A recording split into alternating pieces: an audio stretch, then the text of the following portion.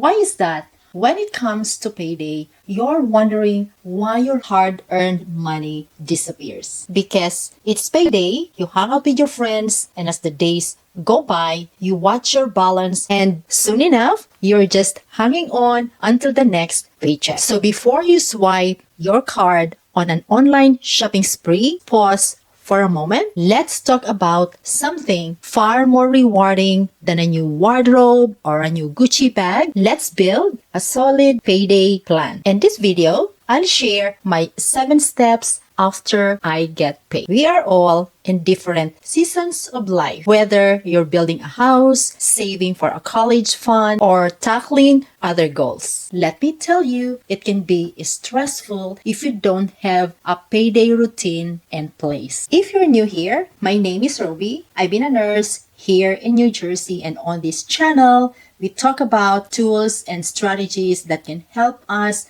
along with our shared journeys of career growth and how we master our finances. Because when it's time to care for our financial health, it requires the same dedication. When it comes to payday routine, there's no right or wrong way to do it. It's all very personal. So take from this video what you want and leave what you don't. Now, let's get into my payday routine. That's been a game changer for me and countless other nurses I've shared it with. First, let's have a gratitude moment. For me, payday is a great day. As soon as that paycheck notification comes in, take a deep breath and express gratitude. We work hard for our money, and it's important to acknowledge that. And here's the important thing. When your pay hits your account, make sure you are being paid right. IRS has estimated that around 1/3 of employers make payroll mistake in a given year. So check the hours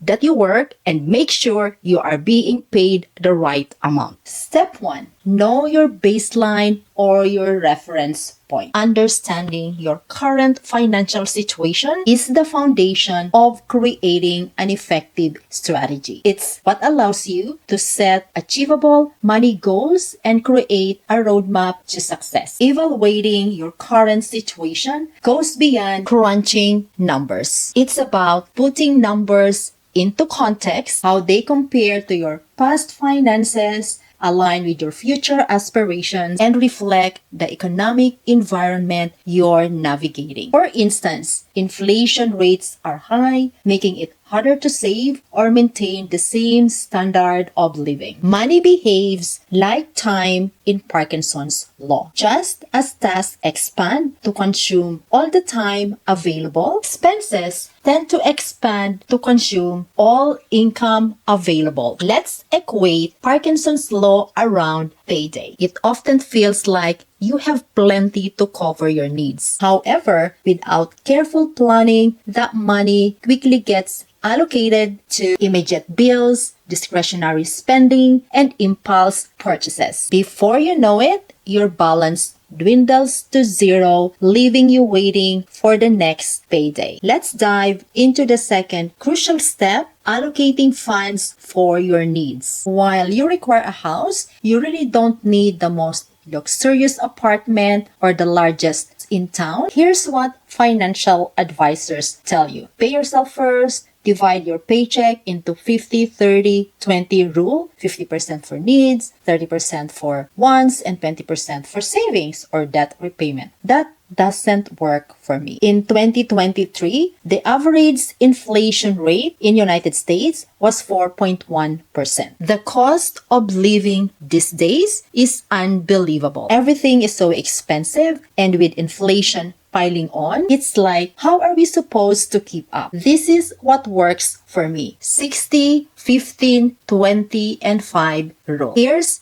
how it goes. So when payday comes, 60% goes to our essential expenses, which are our mortgage, utilities, and groceries. So this is the 60% bucket. I start by paying our mortgage. This ensures we always have a safe space. Be cautious of how you allocate for your needs and your wants. All of that 60% of my pay go to the basic needs. Aside from mortgage, utilities, food, car insurance, health insurance. Also, giving. We can't do life without giving.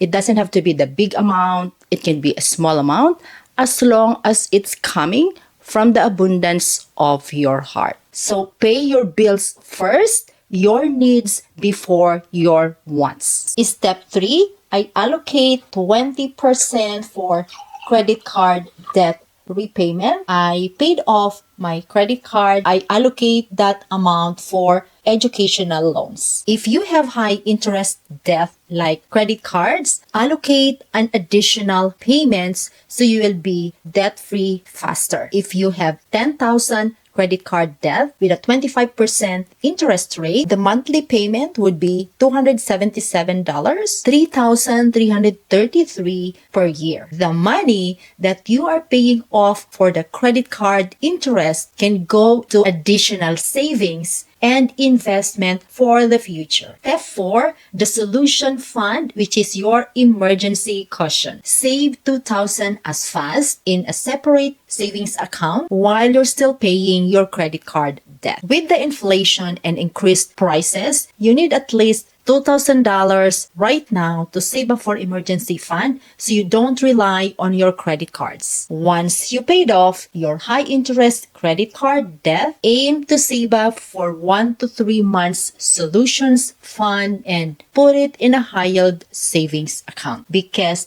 the psychological component of having the peace of mind when unexpected expenses comes is unquantifiable. Before we move on, if you haven't already, please hit like and subscribe to get more tips like this. Step 5, I put 15% of my paycheck into my retirement account. As nurses, pretty much we earn a decent salary, yet we usually underinvest. So whether it is a 401k, an IRA, consistent contributions is key to a comfortable retirement. Although this is a priority because this is an investment fund for ourselves, I put this around the 5th spot. What's the point of maxing out your retirement fund when you are still carrying high interest rate credit card debt? Don't make this complicated.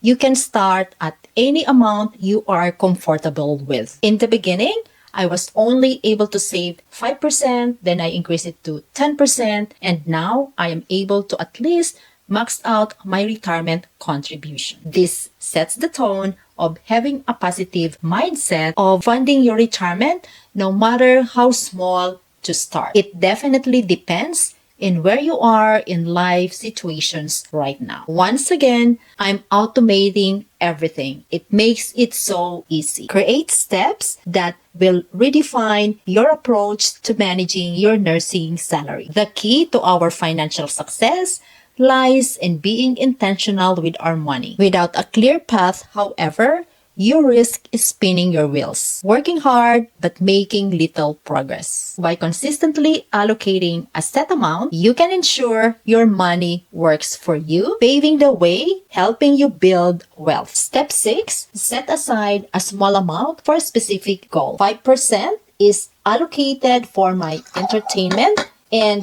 dining. It is my happiness fund. There is really no perfect formula. It's very personal. This is what works for me. My unbalanced budget rule. 60% for essential needs, 20% for savings and payment for my educational loan, 15% for retirement, and 5% for my dining and entertainment. I know 5% is not enough, so that's why I do some side hustle, because that is intended for our happiness fund. Part of our travel budget is taken from our rental income. If you have additional savings, you could always make extra mortgage payments, invest in real estate, or explore other investment opportunities. The specific allocation and order may vary in these steps based on your financial situation and goals. It is important that every dollar you spend has a purpose and creates a plan that works for you, helping you move from living paycheck to paycheck to building long-term financial stability. It's really not the amount you start with, it's the consistency of your actions. You will be empowered when your savings grow and your debts shrink. If you have extra money to invest, consider opening a taxable brokerage account so that you can grow your wealth through diversified investments while maintaining flexibility to access your funds when needed. Because even if you work every day, income gives us the stability, but it doesn't provide financial security. Investments are the roots of financial security. The deeper they grow, the stronger your future will be. So it is important that we put investment in our priorities. Because you took care of the essential needs, it's time to plan for your dream vacation, spend time with your family. We have to enjoy life a little, and you deserve it. You earn it. As nurses, we've already overcome so much. The more you know about managing your money, the better decisions you'll make. If you got some inspiration on this video, share your insights on the comments below. And if you want additional pointers, you'll like this video over here where I share money tips that save me thousands. I'll see you on the next video. More money for investment.